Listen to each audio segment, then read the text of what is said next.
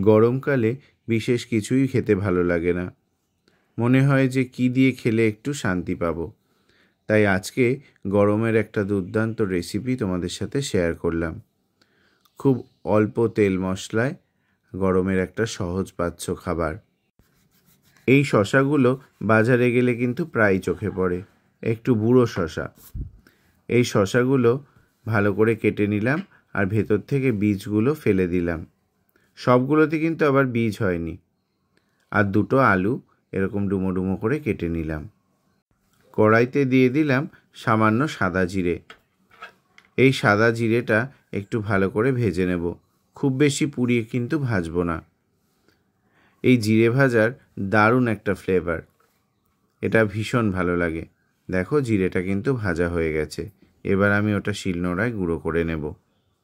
এবার কড়াইতে দিয়ে দিলাম সামান্য সর্ষের তেল। তেলটা গরম হতেই বড়ি ভেজে নেব। এই বড়িটা আমাদের বাড়িতে বানানো। এটা হলো কলাইয়ের ডালের বড়ি।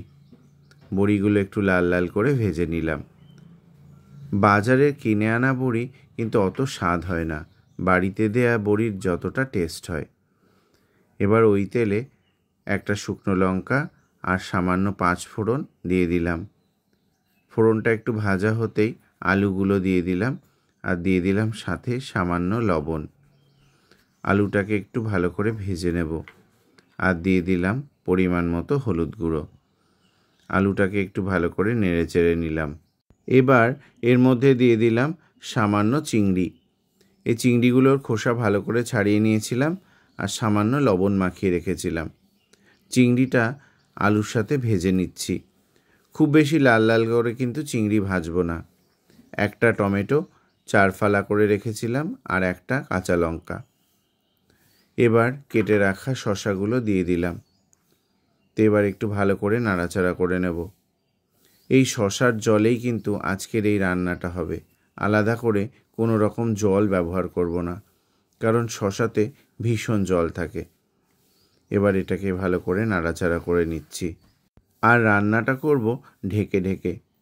ঢাকা দিয়ে রান্না করলে সেদ্ধও যেমন তাড়াতাড়ি হবে, খাবারের পুষ্টিগুণগুলোও কিন্তু ততটা নষ্ট হয় না। এবার দেখো একটু নরম হয়ে এসছে শশাটা, আর শশা থেকে কিন্তু জল বেরোতে শুরু করেছে। এভাবেই মাঝে মাঝে ঢাকনা দিয়ে দিয়ে কষিয়ে নেব আর মাঝে মাঝে ঢাকনা খুলে নাড়াচাড়া করে নেব। এবার বড়িটা দিয়ে দেব, কারণ বড়িটা সেদ্ধ হতে একটু কিন্তু সময় লাগে। এবার বড়িটা দিয়ে আবার ঢাকা দিয়ে রান্না করব মিনিট 5। এবার ঢাকনাটা খুলে দেখে নিচ্ছি কি পরিস্থিতি। এই দেখো বেশ অনেকটা জল বেরিয়েছে। এবার এটাকে ভালো করে নাড়াচাড়া করে দেব, দিয়ে আবার কিছু সময় রান্না করব। দেখো শশাগুলোও কিন্তু একটু নরম হতে শুরু করেছে। সামান্য একটু লবণ আর সামান্য একটু হলুদ গুঁড়ো দিয়ে দিলাম। এই ধরনের খাবার আমাদের শরীরের জন্য কিন্তু ভীষণই ভালো।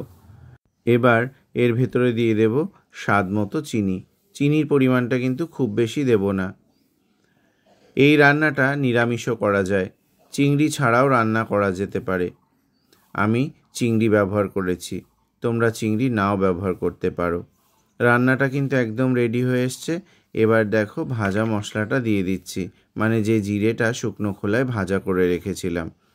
এই জিরে ভাজাটা দিলে এই তরকারির ফ্লেভারটাই কিন্তু পাল্টে যাবে। আর দেখো বড়িগুলো কিন্তু খুব সুন্দরভাবে সেদ্ধ হয়ে গেছে, বেশ ফুলে ফুলে উঠেছে। রান্নাটা কিন্তু একদম রেডি। এবার সার্ভ করে নেব। দেখো এত সুন্দর টেস্টি একটা তরকারি গরম গরম ভাতের সাথে কিন্তু দারুণ লাগবে খেতে। তো তোমাদের ভিডিওটি কেমন লাগলো অবশ্যই কিন্তু কমেন্টসে জানিও।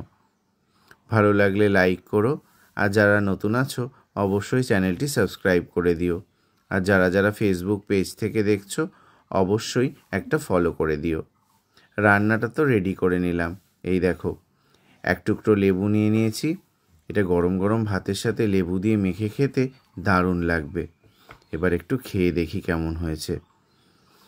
এত সুন্দর গন্ধ বেরোচ্ছে তরকারিটা দিয়ে, তোমাদের কি বলবো। এবার একটু লেবু দিয়ে মেখে নিচ্ছি। অসাধারণ এই তরকারিটা কিন্তু রুটির সাথে খেতেও ভালো লাগবে। তোমরা বাড়িতে একবার হলেও ট্রাই করো। আর কেমন হয়েছে অবশ্যই পরবর্তী ভিডিওতে কমেন্টসে জানিও। এবার একটু খেয়ে নিচ্ছি। অসাধারণ হয়েছে। চিংড়ি দিয়ে শসা আর বড়ির এই তরকারিটা তোমরা কিন্তু বাড়িতে বানিও। তোমাদেরকে অসংখ্য ধন্যবাদ। সকলে খুব ভালো থেকো।